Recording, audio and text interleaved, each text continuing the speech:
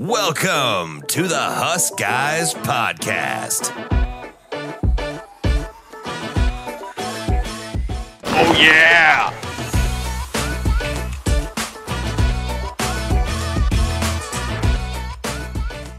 What is up, everybody? It is 8:45, September 19th. It's a Thursday. It's a game week. We're playing Illinois on a Friday night. The Huskers are 3-0 for the first time since 2016. Feels good. Feels great to be undefeated. Feels good for the boys to be first time that we've enjoyed a September in, 8 years? Feels good. We've got a very special guest that is joining us this evening, Ryan from the Shutdown Fullcast, which we'll properly introduce in 1 second as soon as we get through our ad reads, which are just us, as you guys know. So we need you guys to wait. Let's see if this thing. There we go. Go check out pipeline-jerky.com. We just had an awesome tailgate at the Omaha Steaks event 2 weeks ago at the Colorado game. Thanks everybody for coming out and joining us. But check out pipeline-jerky.com. Ryan, for your information, this is what we created as an NIL venture to support the Nebraska football offensive line. Every bag sold of Pipeline Jerky. And we got some coming your way too, Ryan. Supports our offensive line. Every bag pays a royalty directly to the guys in the picture. We've got some awesome stuff going with them. We've got some tailgates. We've got partnership with Omaha Steaks. We've got some dinners. We've got some Pipeline steak boxes. We've got all sorts of fun stuff. So make sure you guys check out pipeline-steaks.com. And also, we don't have a slide for it, but check out huskguysstore.com. Got a lot of cool merch. This is the year stuff. A lot of the good Huskers run the ball gear. So please check that out. And without further ado, Andrew, I'll let you do the full proper introduction. Yeah, for our big time problem. No problem. All right, so tonight we've got A1 Ryan Nanni here, flatteringly dressed up as a bloomin' onion. One of the first Google results that comes back when you Google Ryan Nanni, which must be fun. really doing wonders for my it must get you a lot of interesting people barking up that tree. But Ryan is from the Shutdown Fullcast fame. He's got a new podcast going on called We're Not All Like This, and it's a deep dive into a lot of different features on a lot of different college football programs. He is a national writer, a national voice, and really the Fullcast is one of my places to go when I just want to feel like I'm in a college dorm drinking some beers with the buds again, talking about absolute nonsense and taking it wherever it goes. It's an awesome listen. Highly recommend. Ryan, introduce yourself a little more and tell us a little bit about the Fullcast, and then we'll get into some Nebraska talk later, but you go ahead. Okay. First of all, thank you all for having me. And Andrew, thank you for coming on the Nebraska episode of We're Not All Like This, which just recently dropped. It was awesome. I hope people enjoy it. Yeah, I had a lot of fun doing it, for sure. What to say about the Shutdown Fullcast? I guess if we're going to go all the way back into the deep lore, it originally started as a video series called the Shutdown Fullback, which you can still find on YouTube, which I had nothing to do with. Spencer and Jason were the stars of it. And this was during a period in media history where YouTube was like, I don't know, we'll just give you some money if you make some content. Because believe it or not, there was a time when YouTube's concern was there's not enough stuff on YouTube. That's how long ago this was. I don't know how many episodes of Shutdown Fullback ran. It was extremely zany, very Adult Swimmy in a lot of ways. We have a picture.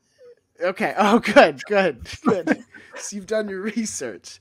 So that turned into eventually the Shutdown Fullcast, which was if you're like, where'd you come up with this name? It's really, yep, there it is. There are sweet, beautiful boys front and center. That turned into the Shutdown Fullcast podcast, which I was not on originally. I forget who the original, if there was an original third host or if they were just rotating guests and I was one of the rotations and then they kept me on. We're talking over 10 years ago now at this point. It's been a long time that we've been doing this incredibly stupid podcast. Holly Anderson, who had written with Jason and Spencer and I before and had had respectable jobs at places like Sports Illustrated and Grantland and things like that. I forget exactly when she came into the fold more regularly and not as just like fun guests that we had. But now we've just been doing it so long that it is why it exists and who it is for and what it does are like impossible questions to answer. The simplest answer I can give you is we are basically logging on every week just to goof with one another. Like the dorm room vibe is very accurate, in part because I think there are a lot of times where we kind of forget that this is a show other people will listen to and may have feelings about. So sometimes that means we say some. I don't think we're intentionally provocative, but we are weird. We are just like deeply, deeply weird people. And as a result, sometimes we talk about college football a lot, and sometimes we talk about college football not at all. It's a very, very hard show to explain to other people. And I will say that my wife does not listen to it and is like, I just don't. I live with you and I see you be weird enough. I don't need to add that to like my media diet. That wouldn't be a good thing for me. Hashtag coexist. Yeah. Yes, very much. Yeah. I mean, I think that's a great way of describing it. It's like there's a loose skeleton of college football in there somewhere. Yes. And sometimes you just have to dig a to find it. Yes. You're like, oh, it smells terrible. What are they doing in there? Yeah, we'll get through this. No, it's really an awesome time. It really does take me back to college. And then now you've kind of spun it into like, I mean, you've got the full cast after dark. You've got people that almost like look forward to you. I mean, has that sunk in? Does that blow your mind that there's people like on Saturday nights, they're like, God, I can't wait to see the BS that spews from this man's mouth. Like, I can't wait. Well, when you put it that way, now I don't know how I feel. No, we have been fortunate enough to do this for long enough and to do enough like live shows where we get to meet listeners and things like that, that I am aware of it and I am deeply appreciative of it. And I also am pretty happy with like the level of quote unquote fame that I have. Yes. Like the best example I can give you is I can go around Nashville where I live, minding my own business. Yeah. Nobody bothers me because nobody knows who I am. And that's totally fine with me. But one time I was in Costco with my family, and a guy walked by with his family, peeled away from them and was like, hold on, I'll be right back. Came over, like shook my hand and was like, hey, I'm a big fan of the show, blah, blah, blah. He was very cool about it. I want to be clear. This was not like weird. This was not like boundary overstepping, whatever. And my daughter, who's 7, was like, oh my God, Dad is famous. This is amazing. Yes. And I'm like, nope. Because if you're actually famous, you can't go to Costco at all. No, you send But people there. I could go to Costco whenever I want, and only one time have I ever been bothered. So I have this good balance of, we know we have a audience that's a lot of fun and likes what we do, and at the same time, I'm not actually famous. Being actually famous is so much harder. Yeah. So much harder. I don't think I could do that. You are. I mean, you're what, days away from the 100K? Is that a milestone on Twitter for you? A little less so than it used to be, in part because I'm just like, how many of them are like weird porn bots at this point? Does it really count? Does it really count if it's 100K and you're like, oh, 15,000 of them are just trying to get me to click on a malware link? Like, I don't know how much that counts at that point. The rest are family. This is funny. I mean, for me, I followed. So everybody go to @celebrityhottub on Twitter. I followed you for 10, 15 years, but you're nameless and faceless on there.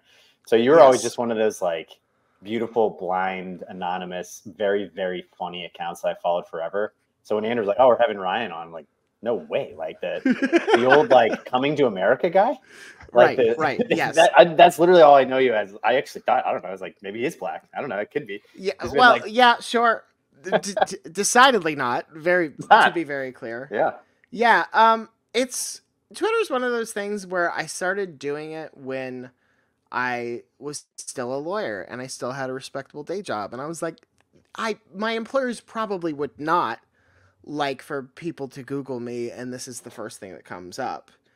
Once I sort of left respectability behind and became a clown media member, I did briefly try to change my profile picture on Twitter to just my face, and people got so mad. They're like, "I don't like this."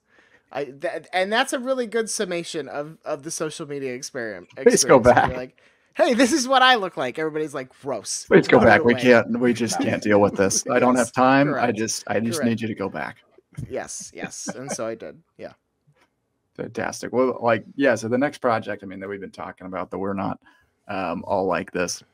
It's been going on for maybe 2 years now. You've gotten 25 to 30-ish schools now, and featuring everybody's fan bases and kind of doing deep dive questions. Like, I was very impressed with the depth of the questions that you were asking. Thank you. I was like, this guy's read a book. And it must be fun, intimidating, kind of like adventurous. I don't know. Like, how would you describe this podcast and like your experience with it? And then also, I kind of want to know where we fit in on the crazy scale a little bit for you. Okay. I'm going to answer those questions in reverse order. Please. I did not find the Nebraska fans I talked to, and really most of the Nebraska fans that I deal with on the internet, to be that outlandish. Like, okay. We'll take that. Is there some of it? Yeah. And I know if you go to like Nebraska message boards, you can find but that's true of like almost everybody's message board. People crawling out of the gutters. Yeah.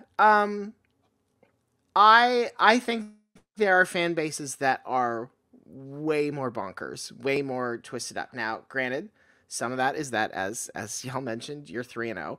But I think there also has been, I don't want to say humbling, because that makes it sound like Nebraska fans have deserved it in some way. But the last 10 to 15 years of rooting for the Huskers have certainly tamped down, I suspect, any real urge to be like, I'm going to show my ass. I'm going to really show people what a dumbass I am, because it just it hasn't been easy. It hasn't been fun. And I think when you go through something like Florida fans right now are staring down their third losing season in a row. Oh my God. Something they haven't done since the 40s or something. Can you imagine? Like that. And are kind of losing their minds, but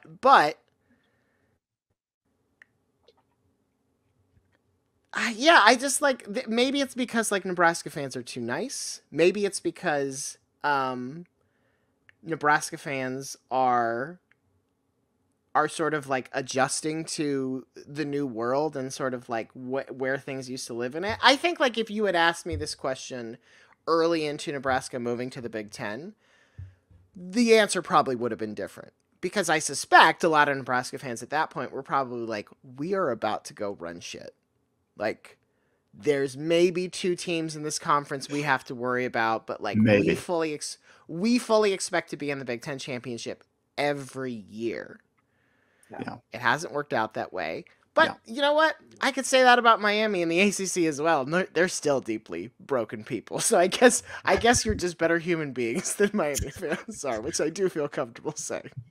Yeah, it is. It has been a humbling experience to get some almost kind of forced rationality a little bit, where you're just okay, right, okay. Yes. And I now realize I have been wrong for a decade. Okay, but I'm now moving on to 2024, and this can't talk trash to anybody, because definitely the year. Yeah. You're hey, Minnesota, you stink, and they're we beat you 4 straight times. Well, Illinois, we're gonna crush you. We beat you 3 of the last 4. We can't.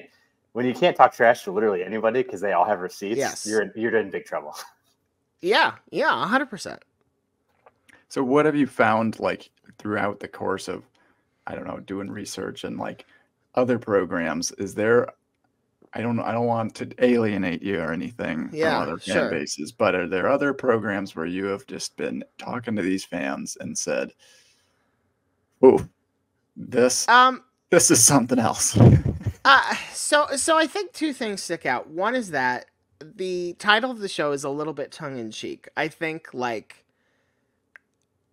what's been interesting about the show is that it sort of takes the idea that fan bases are not a monolith. Like, there's not one type of Nebraska fan. There's not one type of Ohio State fan or Oregon fan or whatever. Like, these are big groups that span different age ranges, and like it's hard to put them in a box. At the same time, there are lots of things that do make fan bases the same, and that makes sense because like they're communities and they have like shared values, they have shared history, like there are these points. And so a lot of fun for me of the podcast is figuring out like where is the title true and where is the title false. Like in the Nebraska episode, I asked all three of y'all, like, where is the point where sort of Nebraska fans say that's where things went south?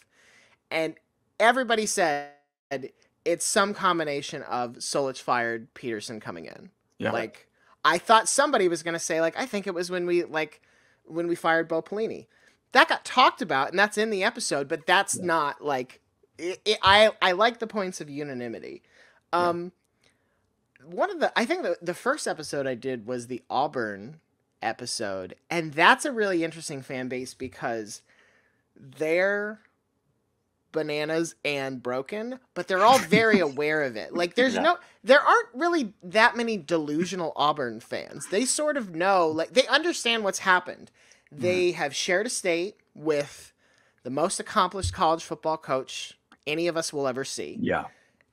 And they have had to deal, and they've had to do that while already being like the minority program or the sort of like the less popular program in the state. Like even before Nick Saban showed up, it was, maybe a little closer, but it wasn't, it's not an Auburn state.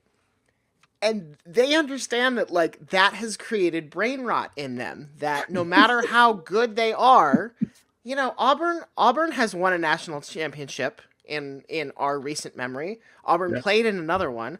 Auburn has been to an SEC championship game not all that long ago. Auburn beat Bama plenty, like way more than almost anybody else did. But the proximity of it and the fact that you're just like bathed in, like, I see Crimson Tide fans every day, and I constantly reminded of like what we are not. That was really interesting to me because I think that's the fan base that sticks out as like, oh, they have cracked, but they're sort of like, I'm not a well person, and I don't expect to be years well of neglect. Yes, that they have been bottling and is just ready to explode every fall. Yeah, I mean, the other interesting thing is that almost, and this came up on the Nebraska episode as well, almost every fan base, and this is not true of, I think, the teams who are really good right now. So like this wasn't true of Georgia. What fans really want is like respect and acknowledgement and a feeling of like, it's nice to win a national title. Don't get me wrong. It is more important in some ways to feel like we belong here. Here being in the conference we play in. Here being at the top, in the top 25. Here being like in the conversation for who's going to win the national championship, even if we don't win it. Yeah. That's like the one thing that is common to everybody, almost to a T, across the board, is like this feeling of we want to feel acknowledged, and we sort of want the outside world to think that our team and our experience is as special as we think it is. True. I think that it resonates with me in a lot of ways. I've been texting a lot of friends a lot the last 3 weeks for us, because one of the things I've been talking a lot about, this is like so pathetic, but this is like the phase of life we're in, the school drop-off line. And being able to drop your kid off and be able to walk in there and be like, we won this weekend is one of the most magical feelings, because everybody's got it on their chest. Everyone's like, hey, his chest out. Puffing his chest out, getting out of the minivan. Yeah, Tennessee's got it. Georgia's got it. Alabama's got it. Whoever won gets to like walk down that pickup line. But to me, and I think too, like the differentiator of like what separates like crazy fans too is like, even in Alabama and in Texas and some of the, in particular, SEC schools, is that lack of compliment in the pickup line or at the local bar or at the local business drives them so nuts that they are going to write a $250,000 check to get a new quarterback. You know, like that to me is like the next level of like, I like it because I like it, and I'm a Nebraska fan. But like that next level being like, you know what? I'm so sick of losing. I'm right. The checkbook's coming out, honey. Like we're not going on vacation. Like I don't think there's much the NFL is jealous about of college football. Yeah. The idea that people love these teams so much, and I think that's true in the NFL as well, but like there's no reason to, and there's no like pathway, but like I'm sure somebody in the NFL is like, we have over here, they make millions of dollars from people who just want the team to be better and are just going to write them a check. And they don't necessarily get that much. Like, yeah, you get to like go to a meet and greet with the coach and you get good football tickets and this, that, or the other. But like, just in terms of what your money is buying, the NFL must be like, oh man, we got to figure out a way to make this happen. It's a free. I mean, previously free labor, and then just people who are going to write checks with no ROI expected. They don't want their name on a building, nothing. Just purely like, give me that offensive lineman, give me that D line. Right. I mean, that to me is like next level, and why this arms race is going to be nuts. Oh my god. Well, like you've seen the thing Tennessee's announced that they're doing with season tickets going forward. Yeah. Like if the NFL, if Dallas Cowboys could roll out and say like, hey, season tickets are going up $500, and it's a go get good free agents fund. Yeah, like that would be wild. But in college football, just like I guess that's what I think the crazy part about it, and this is, I mean, I don't think Tennessee fans are necessarily crazier than Nebraska. Most Tennessee fans I've talked to are like, yeah, I'll pay that. Yes. Yeah, that's good. I'm like, well, no, are you guys upset with like the university that makes hundreds of millions of dollars and pays your athletic director $3 and your head coach $9? They're like, no. Yeah, no, I'll pay my part. Like, oh, all of you? Good Lord. Yep. How are you, Ryan? You said you have at least one kid. Kids, plural? I have two. Yeah, I got two kids. I got a 7-year-old and a 2-year-old. Are they asleep? Who's to say? So they might come bounding up the stairs at some point. It might not happen all night. It's it's a guessing game. How are you raising them in this college football environment? So I'm a Florida alum. My wife went to Tennessee. We live in Nashville. So we are at a place with my daughter right now where she roots for Florida sometimes, she roots for Tennessee sometimes. We try to not deal with it that directly when they play each other. Yeah. Right. And I think what we mostly try to imbue is a sense of like, please don't like these schools. Like if you become a Georgia fan, that becomes a real pain for us. Please don't do that. Make our lives so much harder. Yeah. So we're mostly like trying to, because I don't know, like I took her to her first college football game last weekend. Just like Vanderbilt was playing Alcorn State, so we went. Yeah. And she had a good time. Was game day at that game?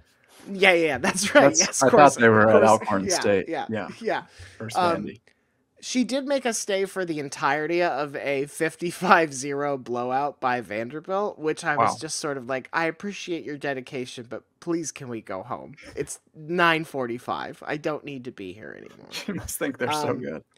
Yeah. I mean, like, part of it is that given what's happened with Florida, now that my kids are like, my daughter at least is of like an age where she can kind of understand what's going on. I'm like, this is not a great time to hop you on that bandwagon right now. So it's mostly you can root for who you want to root for. Okay. I'll tell you the wildest thing. Sometimes I'll just have a game on and it can just be, I don't know, like it's Michigan State's playing Iowa or something like that. She's a front runner. She's just like, who's winning? I'm rooting for that team. Yeah. Yes. I'm like, sure, whatever. Well, it's tough to lure her into Florida right now. Yes. I would be a bad parent if I was like, hey, 2024 is the year you go deep into Florida fanhood. Yeah. So here's an article that came up. This was one of my favorite phrases of the entire season so far. Florida lacks urgency to fire Billy Napier despite, quote, aura of inevitability, an insider says. What's an aura of inevitability, and how would you describe that at this current juncture? So sometimes It's just an aura. It's a powerful aura. It's a miasma. It's a full on smoke cloud.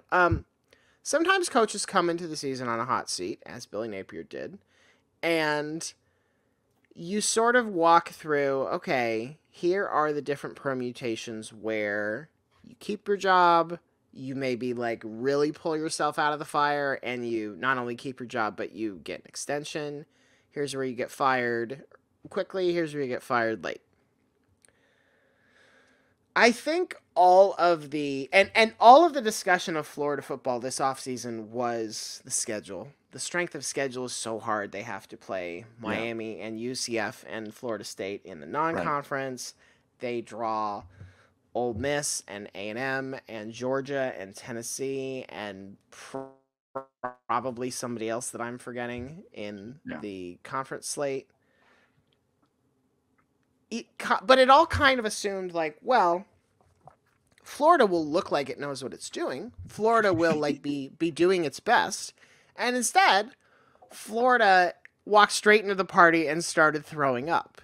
And so that's why it's an aura of an inevitability. If you walk straight into the bar and you start throwing up, you are going to get thrown out. It's not a mystery. It is a question of like, will they let you stop throwing up? Yes. Will they sort of like decide what to do with you? Will they be so worried that they have to call an ambulance?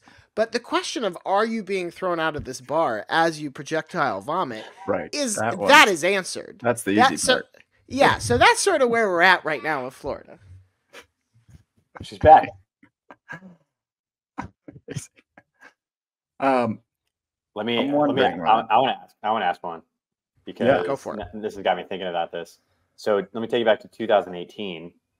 Florida needs a new coach. This is post Jim McElwain. Yes. Randy Shannon had one season.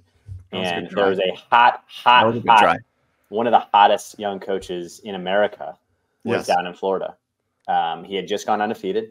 He had took a team from last place, 0-12, to first place.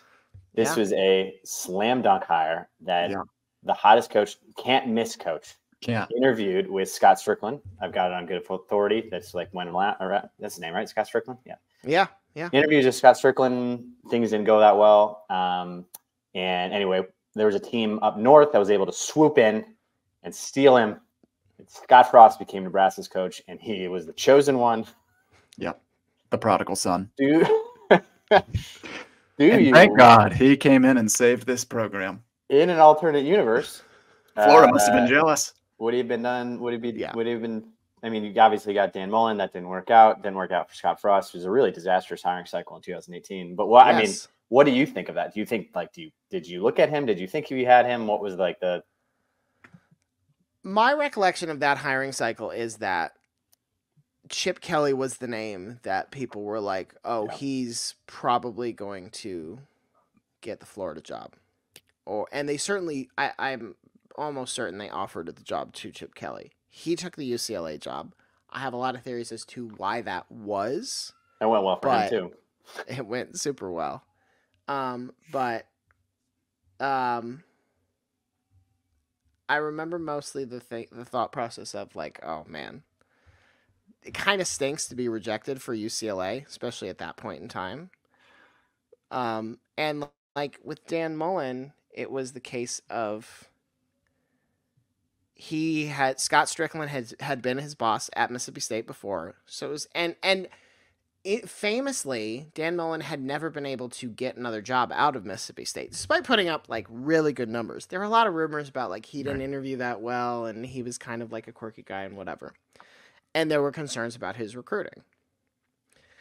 Scott Frost, I think once the Nebraska job came open, I'm trying to remember, I don't remember if the Oregon job was open that year as well. I don't think it was, but maybe there were rumors that it was going to be, or maybe there's something like that. Mostly, I think everybody was just like, well, of course Scott Frost is going to take the Nebraska job. Like, why wouldn't he? It was the first. What sticks out about it is that probably, I mean, that's probably the hire that I think got the most national praise, that worked out the worst of almost any that I can remember across Isn't the that sport. incredible? I mean, like, I don't think anybody No one was doubted it. particularly nobody was particularly critical about it. Some of that, frankly, was I think he was following Mike Riley, which was like a hire that people were like, Mike Riley's a perfectly nice person, but like this is not who you need to fix the problems that you have right now. Yeah. Yeah. Mostly what I remember is that that's the cycle, and you mentioned it, where like almost all the hires went poorly, and that's like I think the scariest thing about being finding yourself in a hiring cycle is like sometimes all the options end up being kind of duds. Yeah. And it's just like the way that it works. I feel oddly comforted that there is nobody I look back on and I'm like, oh, if only Florida had hired that person. Because you get those years too, where you're like, we screwed up. We could have had this guy, but we let him go. That option does not exist in that year at all. The only regret I have is that the rumor was if Chip Kelly had taken the Florida job, Dan Mullen was going to take the Tennessee job. And I really don't think Dan Mullen would have done well with Tennessee fans and boosters. And I would like to have seen that. They are just animals there. We also had heard from a good source that Scott Frost had showed up to that interview like wearing board shorts or something. That's might be, which is basically it's Florida. That Florida seems like it should be okay. It's Florida formal. Yeah. It's, hey, Scott, biggest interview of your life. Maybe, throw it button on. Just just try. I don't know. Just try. But is there anything else this year that you feel in college football has an aura of inevitability? Anything else that you're just saying, man, I've got a nice aura going on here? Oh boy. That's a really tough question. I'll tell you this. There is an aura that the Big 12 is not going to give us an undefeated and probably not a one-loss champion. Like, I think that's going to be a very fun league. I feel that not aura. confident. There's going to be a lot of like they're going to eat each other. And it'll be fun, and it'll be super competitive, and it's not a bad thing. Like a Big Ten West, but bigger. Yes. And you get like a 8-4 champion. Yeah. No. Weirdly, I think like this is one of the least inevitable years I think I've felt in a while. Like some of that is just how the schedule has played out so far, but like Georgia looks good. Do they look inevitable national champion good? No, I wouldn't quite say that. Right. Bama is the same way.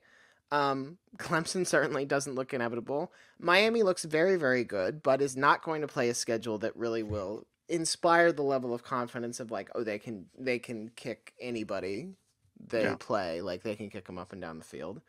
Ohio State really hasn't had a competitor that they've had to play. Penn State has looked better and also has looked not better.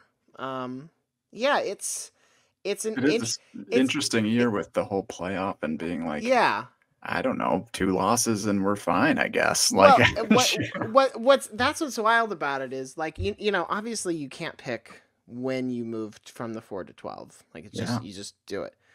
This would be a very weird year to have a 14 playoff for a lot of reasons. Because one, the Big Ten and the SEC are so big at this point that it's just so like, big. are we automatically giving them 2 spots, or what do we do if this team goes undefeated? But I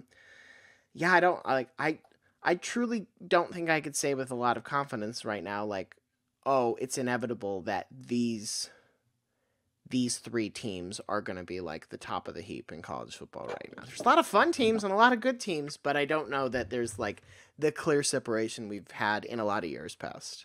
It has been a good time. I'm already like following these playoff rankings with just this crazy hopefulness that like yes. And I really appreciated your recent Fullcast episode of what if the current undefeated teams did stay undefeated, and it was like Nebraska versus Toledo in the playoffs. Yeah, awesome. Sure. Why not? Let's make it happen. Like, might as well. Let's talk about it. Not enough people, not enough media sources covering that, and that's why I go to you guys. Huskers in the playoff as the 9 seed, right? I think it's 9 seed.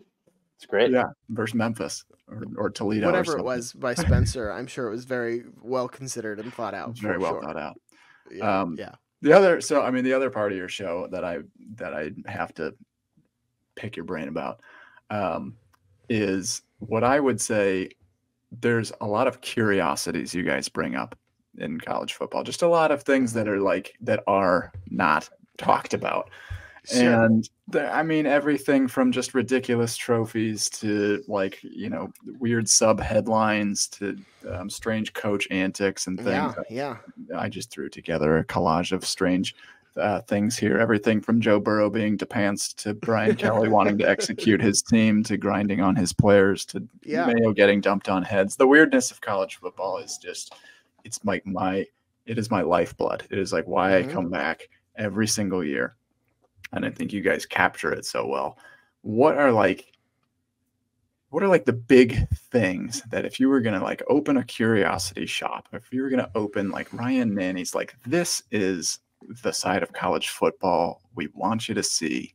This is what you'd buy a ticket to come into this little museum. What are you putting in there? What do you think gets people in the door? I think if you're just if I'm just talking to people who have no context. Yeah. And no just a tourist walking by. Yeah. I'm going to start with the mascots for sure. Okay. The fact that we have still a number of live animals. It is and not just on sure. fields. On fields. Ugga is cute. And we have some that are just oh, isn't that sweet? But we also have very large, yes, kind of dangerous animals that we trot out there. What was it, 2 years ago when the Sooner Schooner flipped? Yeah, a major wreck. These are bonkers things that have nothing to do with the football going on. This is just sort of this isn't even the appetizer. This is what you get when you're waiting for a table. This is what college football has to offer you. Just having to explain to somebody, okay, they're the Auburn Tigers. Here's an eagle that's going to fly around the stadium. Here's how that works. Here's the Stanford tree. A student makes it, and it's different every year, and it's supposed to look like that. It's supposed to look deeply broken. It's like a home art project. Yeah, that's the... It stands out in such stark contrast to me because the NFL has mascots. And Sure. Sometimes they're fun and interesting or whatever, but they all feel very much they feel professional. Okay, somebody sat down and made a decision about this is how this should work and this is what this character should do and kids will have fun and whatever. And in college sports, it's all right, now Little Red is going to get upside down inside his costume and bounce on his head, and it's going to be horrible. 20 minutes.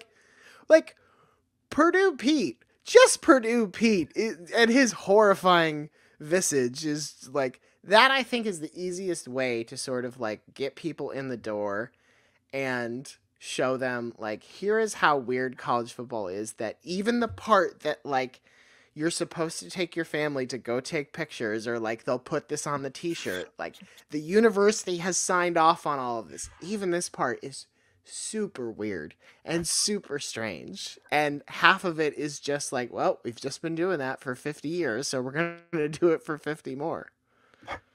I love it. It is truly it's why you keep coming back. Yes. My goodness, the chance of a Sooner wrecking at any given moment. Gosh, it's reason I think enough to go to Ralphie, a game. the Colorado buffalo. Yeah, we got buffalo on the field. yes, that is a giant animal. That could just go Yes. so wrong one of these times. Yes, when Bevo almost killed Ugga Bevo. at I think Yeah. the Cotton Bowl, Just a These are- spearing. these are, and this is the tamed down version. This is LSU is not trotting out the live tiger anymore. Michigan had, this is a long time ago, way before any of us, but Michigan had a live Wolverine on the sideline for maybe a decade, and they were this is not workable. We're not doing this anymore. That's a good workshop. The Maryland Ohio State trophy, the traveling trophy, used to be an actual turtle. Now it's just a statue of a turtle, but originally they were just exchanging an actual live turtle. Yeah. It's a weird place. It's a weird place. I love it. Well, let's get into our final and most important segment, I suppose. Are we good? Is Nebraska good? Ooh. And let's just start there. I'm going to do the annoying thing. If I had asked you at the start of the season before a single game was played, what does it mean for Nebraska to be good? What would sort of the check marks be that you would give me in that regard? Dave? Exactly what we're seeing. Okay. No, Maybe a little more. No, I think it's God. I mean, you kind of hinted on in the beginning where like we've seen such bad football for 10 years that it's hard for us to even like wrap our heads around good football. But we're Nebraska fans. We know good football when we see it, and there's so many like sort of intangible basic things that like I was just texting with my dad about this. How like we can complete screen passes now, and we don't fumble snaps. It's fun. And we tackle people, and it's like that was literally like Dylan Raiola, who's a 5-star, the number 1 quarterback in the country. I'm mostly thrilled with him because he completes screen passes. I'm like, oh, did you see that? Like, we haven't completed like consistent screen passes in 10 years. So I think there's that basic, just good football that we're seeing. We're seeing good, competent football, completed forward passes, like just basic things. But then, I think, I would say 3-0. I'm thrilled with. So I think 3-0. Yeah, I mean, the thing that stuck out last week, I guess, is I didn't think we played that well. I mean, we had some very bright moments, and it was awesome, and I loved it. But, like, we only ran 48 plays. They ran several more than us. They had the ball for, like, 38 minutes. And that was Northern Iowa. However, we scored 31 points on 48 plays. And so I think, like, I guess good to me is taking some blows on the chin a little bit, getting those wake-up calls, but then like at the end of the day, you're like, wow, that score was a fun score. Like that we actually turned lemons into lemonade. Yeah, I'll say one more thing before I'm always curious what outsiders think of us, but because we've been broken so much, like Bo Pelini won 9 games every single year. We took it for granted, and then that was certainly one of the things where we went wrong. But there was that element of like he just went in and won the games he was supposed to win. And that to me is getting back to like good of like if we beat Illinois, we should beat Illinois. We should beat Colorado. We should beat Indiana. We should beat Purdue. And the fact over the last 10 years, it's been like, are we going to beat Purdue? And they beat us so many times. That's been frustrating. So I think there's that level of like beat the teams you're supposed to and then go to Ohio State and see what happens. But genuinely, the question of you of like, I don't know, what's an outsider think? Because we're guzzling Kool-Aid. I think Nebraska, for the first time in a while, looks like they're doing what they want to do.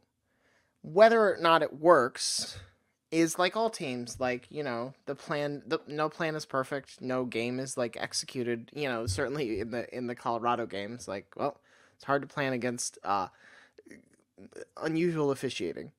Like that's a hard thing to sort of like build into what you're doing. But the way I sort of like look at all teams that are quote unquote good is, do they have a plan and do they seem to be sticking to it? Like, this is why, not to bring it too close to home here, like Iowa of recent vintages has been pretty good because the plan has been, we're going to play ferocious defense. Yeah. We're going to be aggressive on special teams, and we're going to try not to make a lot of mistakes on offense.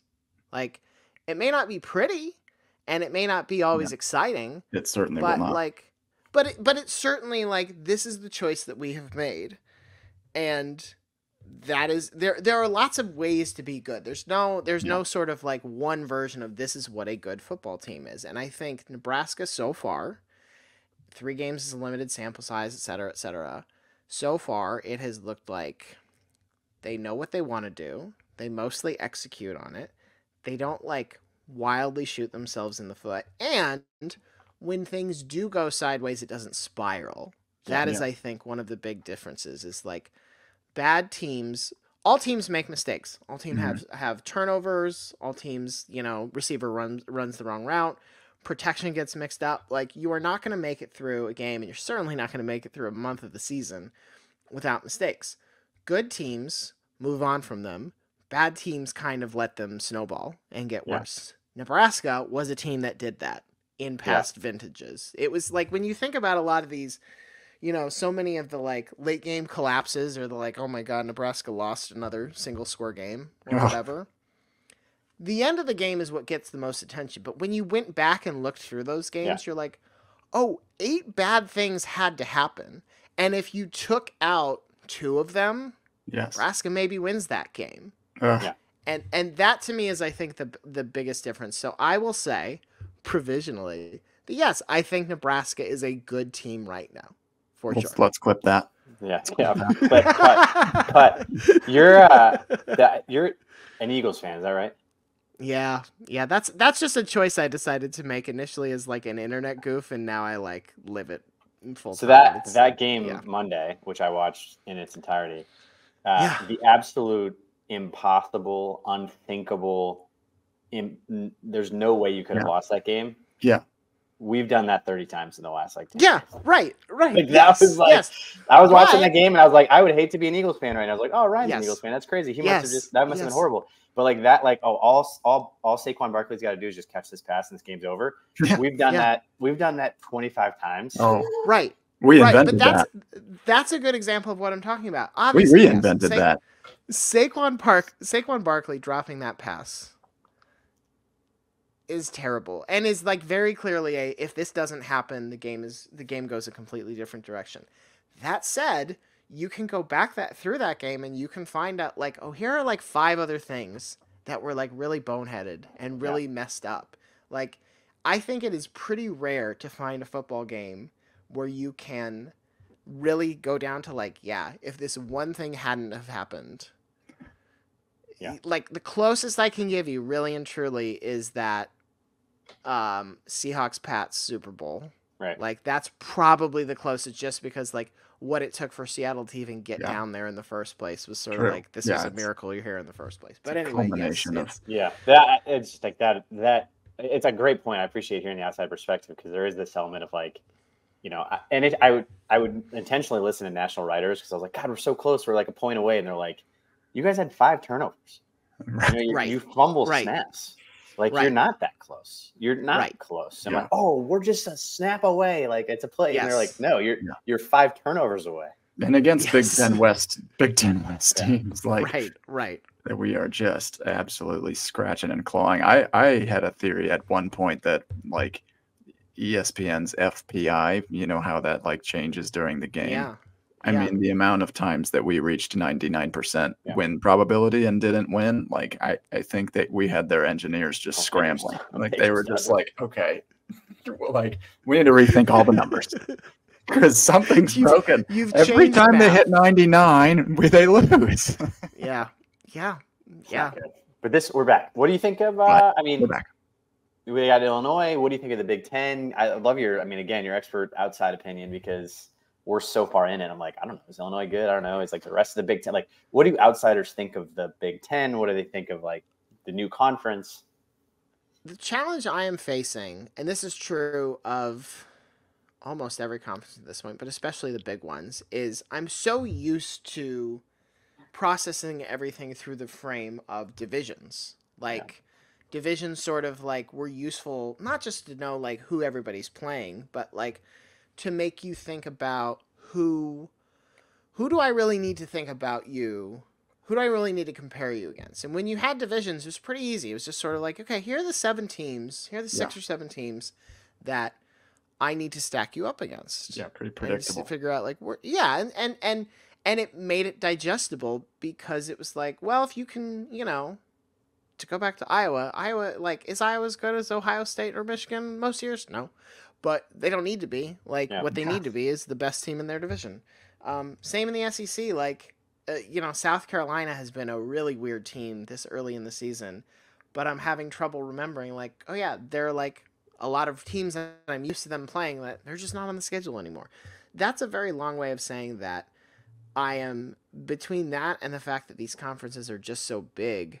I'm having to adjust to things like, okay, Nebraska could be, let's say, the 7th best team in the Big Ten. I'm not saying they are or they aren't, but that could be true. And on the one hand, that doesn't sound very good. Like, that means there are a lot of teams better than them. And on the other hand, that means, like, well, you're in the top half of the conference. Yeah. And it might be a pretty good conference to be in the top half of. So there's just, like, a lot, like, that between that and the fact that we're going to have fewer data points between a lot of these teams of just, like, you played and how did it look? I feel a little unmoored with all of it. I also think it has really thrown off my sense of what non-conference games mean at this point. Like, what do is anyone going to schedule them anymore?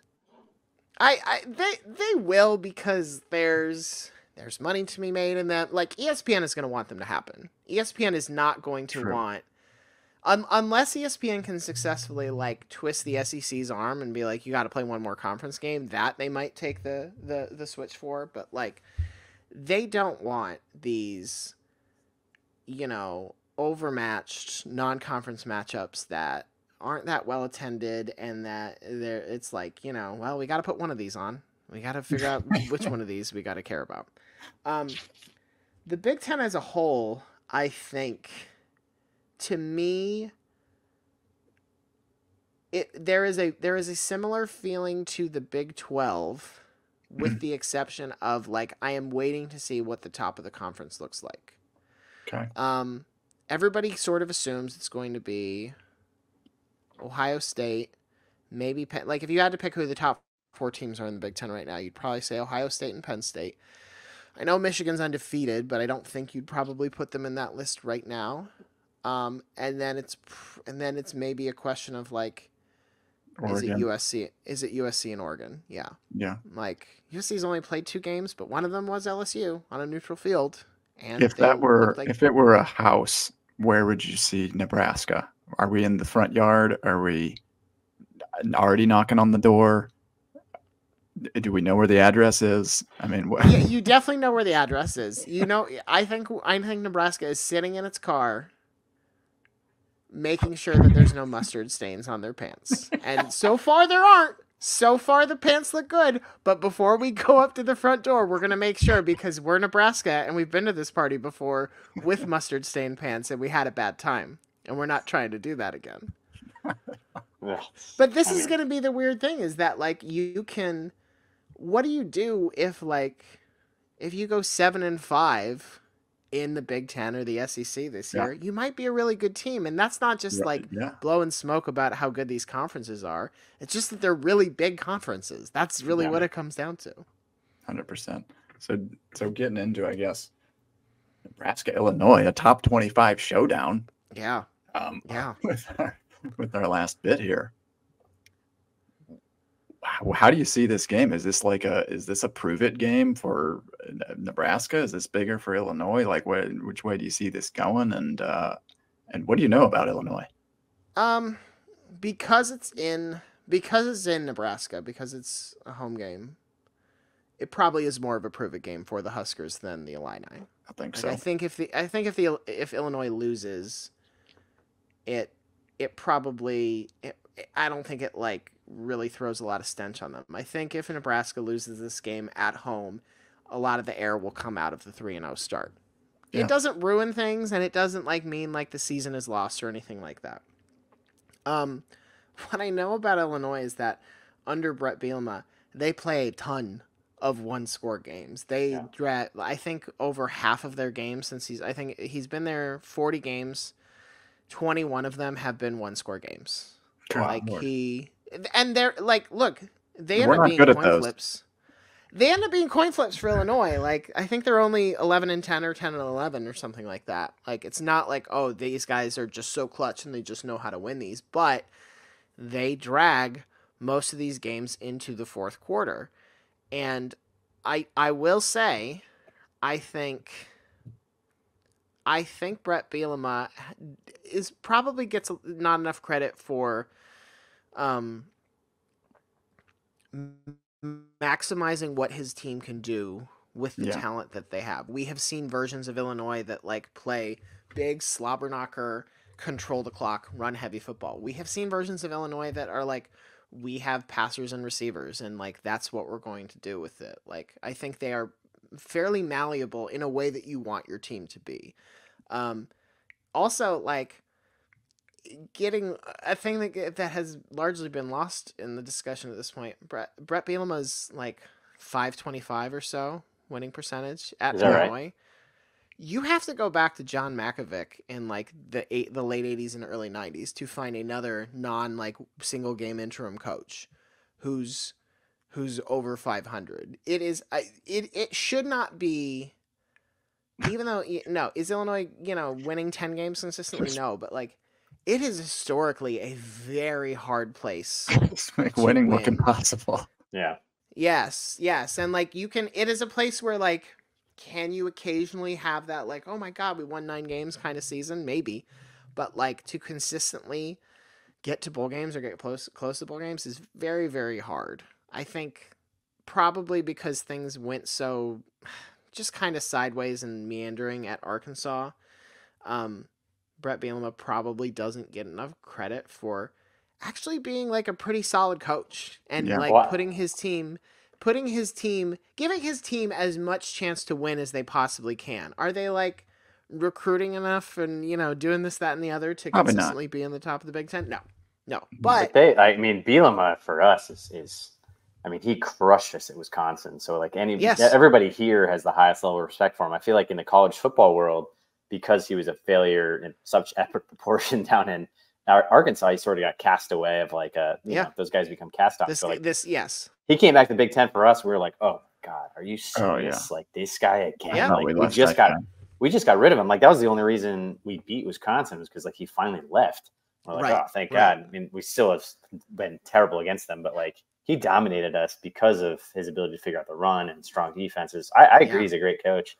I just think the broader college football world at large sort of was like, nah, this guy's just because of the Arkansas failure, they kind of cast him away, but he can coach. Well, and I think what happened was everybody was like, well, Arkansas could be better than this, and they're not. So Brett Bielema must not be that good. And Wisconsin, under Barry was always good. So like, really, how much of that was Brett? I think when you look at what has happened to Wisconsin and Arkansas since then, it kind of casts a lot of doubt on like what Brett did at Wisconsin wasn't that impressive, and what he did at Arkansas was super disappointing.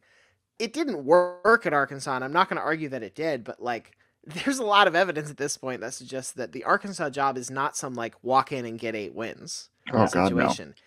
And Wisconsin is not a walk in and get 9 wins kind of job either anymore, and hasn't been for a while, frankly.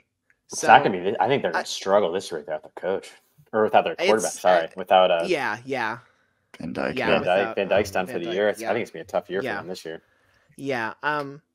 So this is all a very long way of saying like I think this is going to be a like tricky back and forth. I think this is going to be a 1-score game entering the 4th quarter. I think if it's not, that probably means Nebraska is better than we thought. It's cruising. I don't like. Is it possible there's a version of this game where Raiola, throws 3 picks and Nebraska does that snowball mistake version? No, obviously there's not. Theoretically, I suppose it is. But I think if you look up and it's like, oh, one team's up by 17, that team will be Nebraska. It won't be Wisconsin, or it won't be Illinois. Rather. Ooh, that is music to my ears. We are 14-6-1 against them all time. Our first game was in 1892, which we won 6-0. Thank you very much. Not to brag. They have only scored more than 21 points in 6 of those games. 5 of them were between 2018 and 2022. Not great. Not good. 21 times, it was 5 years in a row. Until last year when our defense stepped up. I mean, for me, I am going all in on the Black Shirts. They're going to be who win us this game. Their offensive line stunk it up last year. I mean, like poor Altmaier was back there just peeing down his leg. I mean, and you could hardly blame him. They allowed sacks on 10% of their pass attempts, which Ooh, is that's a really, bad plan. really That's rough. my expert opinion. That's not a thing 10 you should times do. he's Yeah. not only running, he's sacked. So our D-line, I think, could have a heyday again. I feel like that's where things we can make up a little bit of ground. And then they lost. I mean, it's so random for Brett Bielema to churn out NFL defensive linemen from Illinois. They had 2 NFL draft picks on their interior line, and now they're kind of struggling to stop the run. They struggle against like Central Michigan. I mean, and whatever other directional school they faced, and then Kansas. I feel like this is like has a classic Big Ten West game written all over it, which is just punt it well, run it better, and shove it until like make your field goals. Just make it hurt. And make your freaking field goals.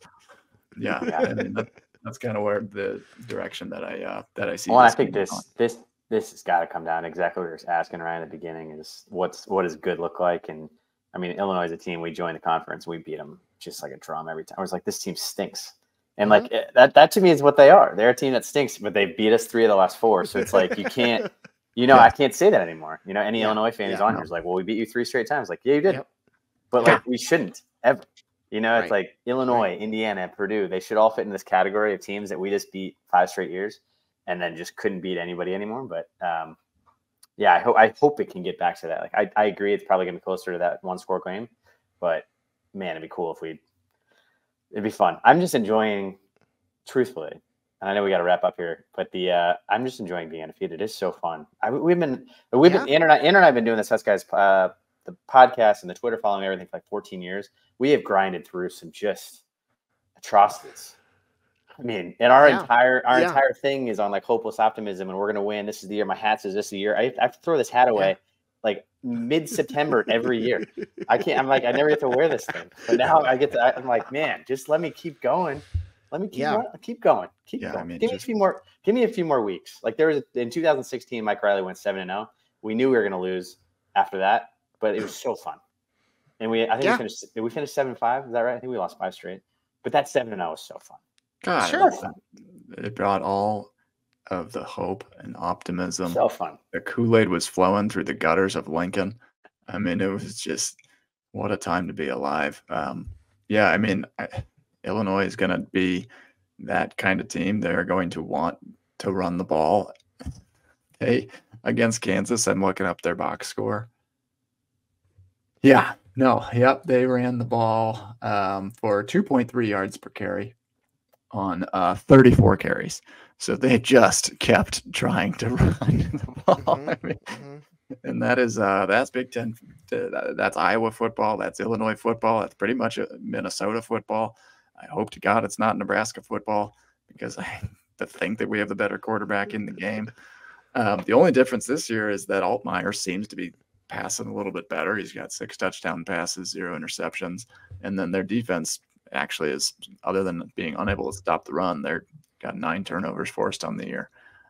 So I think this ends up coming down to just one of those, like, you run the ball well, you punt the ball well, you got to force turnovers and pray that Dylan Raiola survives and plays another mistake-free game. I mean, it's ridiculous that he's completing over 70% of his passes on the year. Like that is. We haven't seen a good. This is what good quarterbacks do. Most like you look at any stat. Look at I any don't know how this works. I don't. Good quarterbacks, like if you look at Penix last year threw like 2 interceptions the entire season. Like good quarterbacks don't. We're just so used to like our quarterbacks throwing 15 interceptions a year. That we're like mind blown. This is the first time in years we've been turnover positive after 3 games. Years. The twist I want to offer on that. Yes, that's what good quarterbacks do. It's also what good coaching does. Sure. Like, especially with, and this is true of Tennessee as well. Like when you have a freshman quarterback that you're like, we're going, we're throwing him in. He's brand new and we're making it work. So much of it really comes down to like, how much are you designing the offense to enable your quarterback to make quick, good, easy decisions? Like, you talk about, like, we can complete a screen pass. To me, it's not just, like, can we complete a screen pass? It's, like, are we using screen passes smartly because they're an easy pass to throw? Like it's hard, it's hard for a screen pass to turn into a pick. It's hard for a screen pass to turn into a sack. Like, do these things happen? Yes. We live in a very stupid world where so many things can go wrong. But like, I think for Nebraska, Tennessee, other teams that like this was true like the first Bo Nix year at Oregon, frankly. Like it's really about like how can we make it so that you are going to have the least opportunity to fail? Like how can we set you up to succeed as a quarterback? And like I think sometimes we are too quick to make it like a quarterback is good or bad and less about like what is the system that they're in built to allow them to do? Is it putting it all on them to play hero ball? Because like if you're an awesome quarterback, sometimes that'll work. But for a lot of like pretty good quarterbacks, hero ball goes south real fast. I feel great. This is good. I'm glad we had you on. I was feeling nervous. Yeah, now I feel great. All right. If Illinois loses, it is my. If Illinois wins, rather, it is my fault. Just to be clear. I love it. No, it's good. Okay. I want to be. I think we committed to an hour, right? I want to make sure you get to back to your kids. Interview and wrap this thing up. We'll see if they stayed in the house. I'm excited to find out. just within the confines of the home, please. Yeah. I think tomorrow's gonna be a fun one. I think the additional battles I'd be watching out for is Zachary Franklin and Pat Bryant. Those are the wide receivers on the outside. We got Tommy Hill matching up against Zachary Franklin. Probably it's going to be an awesome one to watch. I cannot believe we are in a top 25 battle with Illinois in September. I mean, who saw this coming? America. Not me. It's going to be awesome. Everybody go and subscribe to not only the Shutdown Fullcast, but to We're Not All Like This. There's a great episode on Nebraska. I was honored to be a part of it.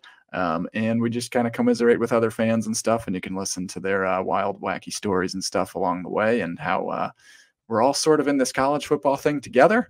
And even though the titles were not all like this, we all sort of are kind of like this. And it's just this wild confluence of fans and sort of like minds. But Brian, any other like parting shots, anything else you want to promote, anything else?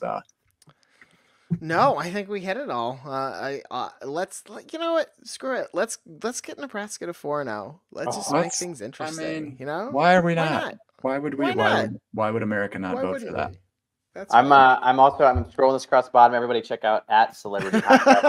I'm addicted to get this thing. I'm going to be following this. 100K is a big one. Once you get six figures, that's a fun one. That's true. I've been chasing that one for a minute. We're at 61,000 almost. So we're that's the next milestone. 50 was fun, but now I'm like, what's the next one? I think we work a lot harder at it than you do, though. Yeah, he goes back. He's an OG. He's no G. Again, You're a Twitter. You'll never know how many of these are bots. I'm never going to reveal that. You're a Twitter OG though. You got to be at least like a 2011 Twitter guy. That's like I don't have to answer that question. Anybody that goes back to like the early days of Twitter like knows the grind to build one of these things. Up. I've been on Twitter enough that I remember when the character limit was half what it is. Exactly. Awesome, Ryan. Thanks for joining us. Thanks everybody for joining us.